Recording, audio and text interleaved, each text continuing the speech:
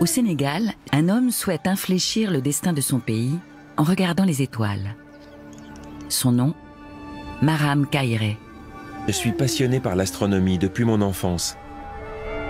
Et aujourd'hui, je participe à une mission de la NASA, dont l'objectif est de percer le mystère des origines de notre système solaire, et donc de notre planète. C'est un rêve qui se réalise pour moi. Mais j'ai aussi une autre mission, beaucoup plus complexe ici sur Terre. Monter une agence spatiale au Sénégal.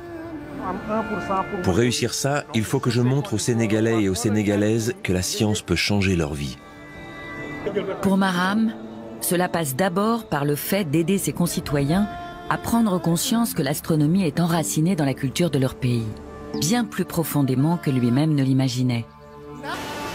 Au large de Dakar, une petite île symbolise l'un des chapitres les plus douloureux de l'histoire du continent. Nous sommes dans la maison des esclaves, sur l'île de Gorée. C'est d'ici que des millions d'Africains réduits en esclavage ont été déportés de l'autre côté de l'océan. Et voici la porte sans retour. Il faut les imaginer sur le bateau, se retourner et voir cette porte comme le dernier lien entre eux et leur continent. C'était la dernière chose qu'ils voyaient en quittant pour toujours leur terre. C'est aussi de l'autre côté de cet océan qu'une sonde spatiale du nom de Lucie s'apprête à partir en mission. Maram Kairé a été sollicité pour participer à cette mission.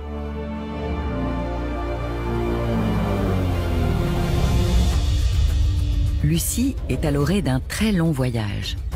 Sa destination, les astéroïdes troyens, un ensemble de plusieurs milliers d'astéroïdes partagés en deux groupes qui suivent la même orbite que Jupiter autour du Soleil. Maram coordonne désormais le dispositif d'observation de l'occultation stellaire par l'astéroïde Horus, l'une des cibles de Lucie. Son équipe rassemble des astronomes d'Afrique, d'Europe et des États-Unis. C'est la troisième campagne qu'il va effectuer pour la NASA. Les caisses envoyées par les Américains contiennent tout l'équipement nécessaire. Des télescopes, des caméras, des ordinateurs portables. Maram est célèbre pour son engagement en faveur du développement de l'astronomie en Afrique. Il rêve de voir le Sénégal prendre son envol pour l'espace. Un rêve qui pourrait devenir réalité grâce à cette nouvelle campagne pour la NASA. Pour pouvoir bien observer l'occultation, l'équipe doit se rendre à la campagne, à 3 heures de route de Dakar. Horus orbite autour du Soleil à 600 millions de kilomètres de la Terre. Marc a besoin de connaître sa position et sa vitesse exacte, tout comme celle de l'étoile encore plus lointaine que l'astéroïde va masquer. L'astronome estime la durée de l'occultation à 3,2 secondes. Ces campagnes d'observation sont l'occasion de former une jeune génération d'astronomes au Sénégal.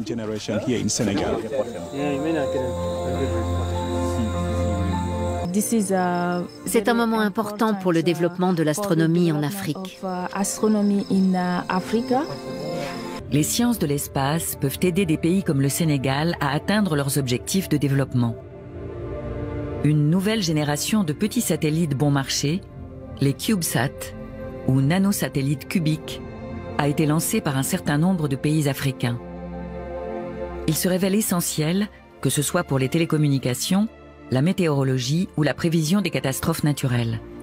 Selon Maram, il pourrait transformer le quotidien d'une population sénégalaise à majorité rurale, actuellement à la merci d'événements climatiques imprévisibles. On trouve des indices sous la forme de plus d'1 millier de cercles de pierre répartis le long d'une vaste portion du fleuve Gambie. Les plus anciens remontent au 3e millénaire avant notre ère. Les plus récents datent du XVIe siècle. Jusqu'à présent, les recherches archéologiques se sont essentiellement intéressées aux pratiques et aux rituels funéraires des bâtisseurs de ces sites. Maram, lui, veut les appréhender avec le regard de l'astronome. La première fois que j'ai entendu parler de ces cercles de pierre situés en Sénégambie, je me suis immédiatement demandé si leur configuration pouvait avoir la même fonction que sur le site de Stonehenge en Angleterre. Il s'agit de la plus importante concentration de mégalithes découverte à ce jour. Pourtant, les cercles restent peu connus en dehors du Sénégal. Maram est accompagné de l'archéologue Aimé Kantoussan et du planétologue Marc Biouy, lui aussi passionné par l'histoire de l'astronomie au fil des siècles. Le trio va enquêter sur la présence éventuelle d'alignements astronomiques. Il y a des mégalithes là-bas, à droite. Maram m'a expliqué qu'il voulait étudier ces cercles sous un autre angle que ce qui avait été fait jusqu'à maintenant.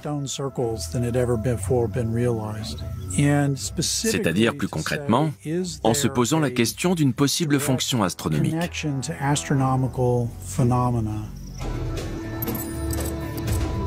L'enquête commence sur le site de Sine Ngayen, le plus grand des 4 complexes mégalithiques de Sénégambie inscrits au patrimoine mondial de l'humanité. Ni les habitants de la région, ni les archéologues ne savent qui les a érigés.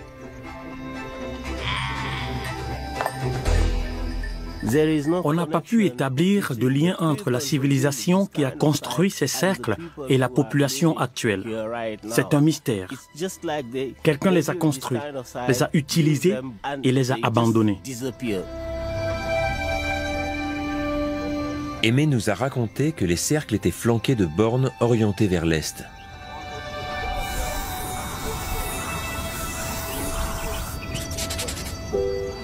Une pierre solitaire attire mon attention. Elle m'intrigue, parce que d'autres pierres à proximité ont l'air d'avoir été disposées par rapport à elle. Tu penses que l'orientation de cette pierre n'est pas due au hasard. Je viens de mesurer l'angle entre cette pierre et la suivante, qui, d'après mes calculs, se trouve à l'endroit où le soleil se couche au solstice d'été.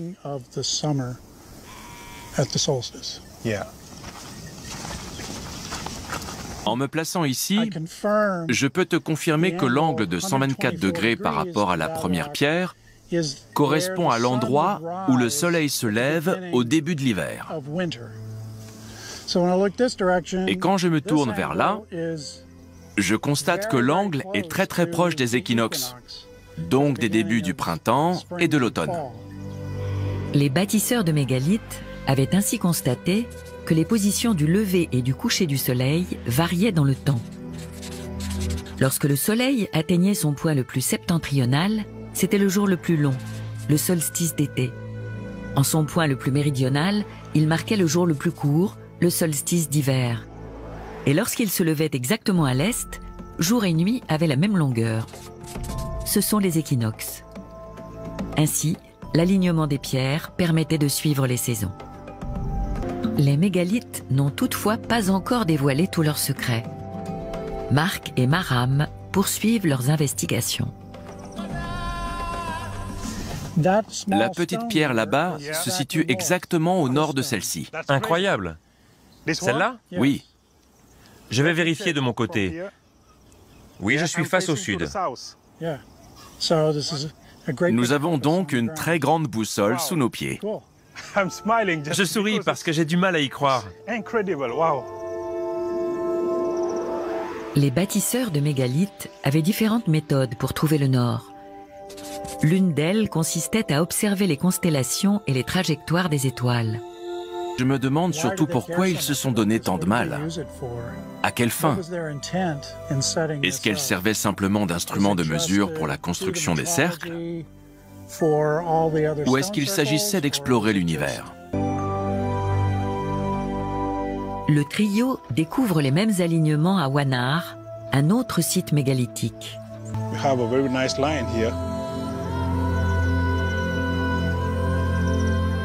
C'est ce que tu espérais trouver? Exactement. C'est très impressionnant de découvrir la même configuration à Sine Ngayen et à Wanar. Je n'en reviens pas. L'histoire nous montre que la relation entre la civilisation humaine et l'astronomie est très ancienne. La volonté de comprendre les étoiles, les levées et les couchers du soleil, les phases lunaires. Tout ça a abouti aujourd'hui à ce qu'on soit capable de lancer une mission comme Lucy, où une sonde lancée avec une fusée va traverser l'espace et atteindre un endroit très précis pour étudier le système solaire. Au Sénégal, Maram et son équipe s'activent pour l'heure de vérité. Les astronomes ont passé les 3 nuits précédentes à répéter leurs gestes. Installer les télescopes, les régler, les pointer sur l'étoile que Horus va occulter. Le télescope est pointé sur l'étoile lointaine.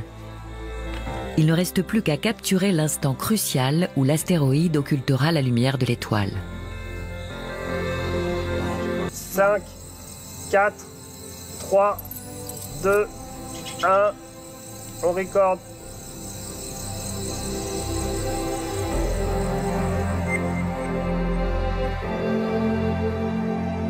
Oui, nous avons notre occultation.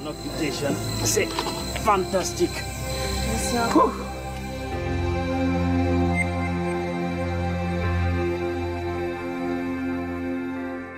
Vous permettez que je danse?